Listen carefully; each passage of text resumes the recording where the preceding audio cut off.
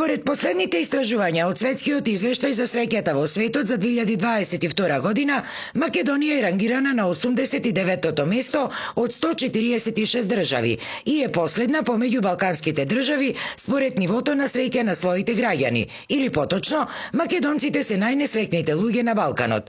Одговарајќи на прашањето на Алфа, какво е чувството да се биде премиер на најнесреќните луѓе на овие простори, Ковачевски се оправда со светската криза, при тоа избегнувајќи конкретно да одговори на нашето прашање.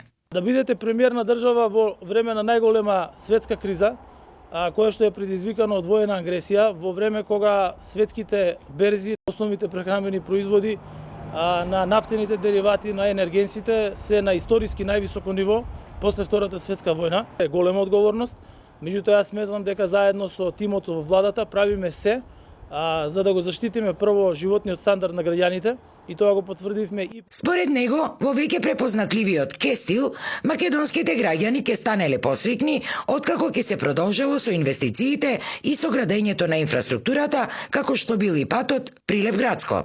Ако продолжиме во таа насока, тогаш сметам дека и задоволството на нашите граѓани ќе расне и ќе биде на ниво на држави кои што се поразвиени од нашата држава. Нашето повторно инсистирање да добиеме поконкретен одговор, знаејќи дека и за другите земји е криза, па сепак не се несреќни колку нас, за жал остана безуспешно. Премиерот не ни одговори.